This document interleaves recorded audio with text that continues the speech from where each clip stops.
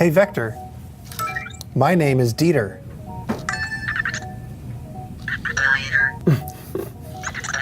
You're Dieter, apparently. This little guy right here, his name's Vector. He's a home robot from Anki, and here's a question. What can you do with him? Now, if you're familiar with Anki, you know that they make another robot called Cosmo that looks a lot like this little dude. But the differences are that this thing is way more powerful. It's designed to be always on. It's connected to Wi-Fi, and it knows what's going on around it all the time. It's just sort of looking around, hanging out. And it has a lot more powerful technology in it too. So there's a laser sensor on the front, little capacitive sensor here so it can feel if you're petting it. It has 4 microphones so it can hear you say its name and respond to you and answer questions like, what's the weather like? To understand what all of that means, we came to Anki's offices here in San Francisco to talk to the people that made Vector and find out what they think you can do with it.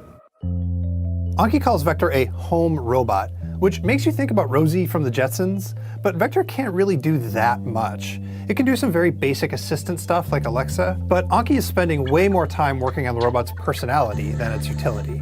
You can think of him as an older brother for Cosmo, Okay. but definitely not Cosmo. Hey, Vector, I have a question. What's the distance from San Francisco to Los Angeles? The distance is approximately 347 miles from San Francisco to Los Angeles. Hey, Vector, set a timer for 10 seconds. Every one of our products will be a character. It'll have a name. It'll be different personalities, because if you have a robot that helps you with, with something more functional, or he's meant to do something in healthcare or security or something like that, it's a very different type of personality, but it still has to be an interface that's actually very intuitive and very warm. A robotic personality could very quickly become really gimmicky. So Vector doesn't actually talk too much. It just sort of chirps and beeps like a little droid, unless you specifically ask it a question. But more importantly, its actions are designed to react to the environment, which makes it feel a little bit more alive. We really placed close attention to have behaviors be based on either sensors or what the user is doing. So that was a big piece for us, not just having a robot who was entertaining briefly, but something that felt very alive over the course of the day. The thing that's really different is that he has interactions that are physical and based on you hanging out with him. Right. So if you turn on music, he'll pick up the exact beat and he'll start dancing to the beat, right? Okay. Like that's new. Or if I pet him, he'll get really blissed out by it.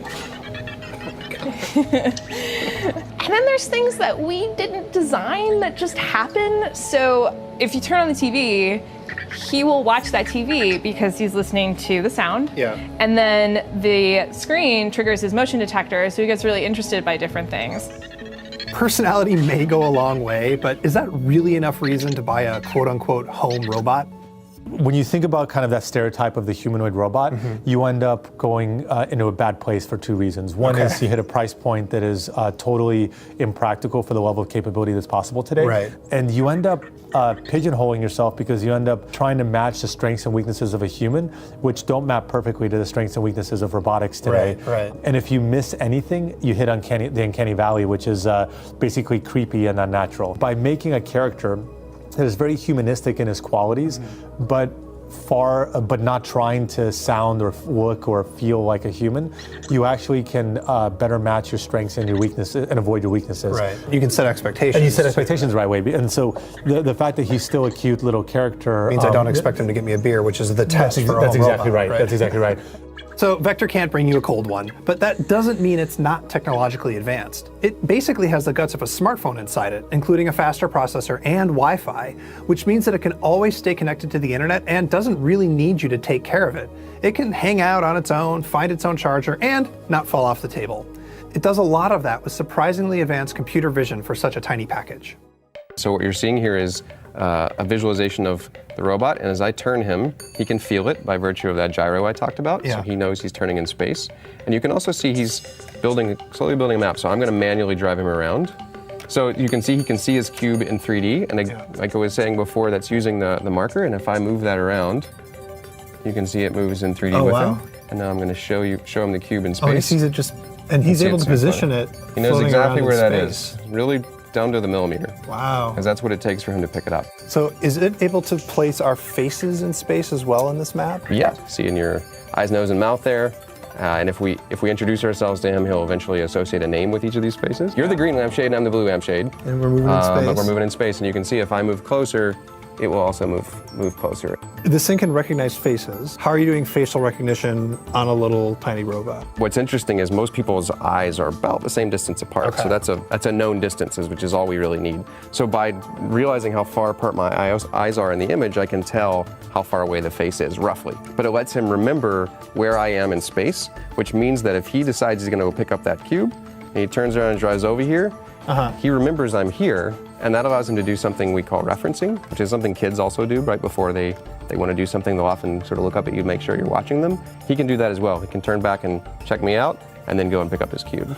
And what's powerful about that is it takes it from being an experience where you're watching a robot pick up a cube to one where you're sort of drawn into the experience and doing it with him or being involved. So he can tell if you're making eye contact, he can tell if we're looking at each other instead of him. So we can also use that information to drive his behaviors. Hey, Vector, fist bump.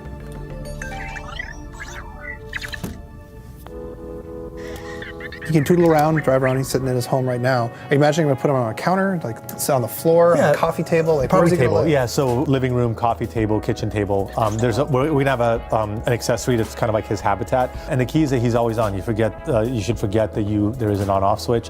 He'll charge himself, go back to his charger. He'll be sleeping for part of the day. He'll wake up when something interesting happens. And a lot of this is gonna be the magic that builds out all of the subtleties around him being alive. Anki is launching the Vector robot on Kickstarter today, and when it ships in October, it's going to retail for about $250. But if you get this thing, don't expect it to have the same utility as even a $50 Amazon Echo. After all, this thing is only part digital assistant. It's also part toy and part, I don't know, little cute robot pet thing. But what it actually is a chance to experience what it's like to have an autonomous robot in your house. It turns out the main utility of the Vector robot is something we don't talk about very much in tech. It's fun. Thanks so much for watching. I want to know, what would you do if you had a little tiny robot in your house? Let me know in the comments. And oh, hey, one more thing. We're going to be taking a little break. I've got jury duty, people have got vacations, and we'll be back sometime in September. And so I'm just going to roll this on for a little bit longer because that's what I do. Goodbye.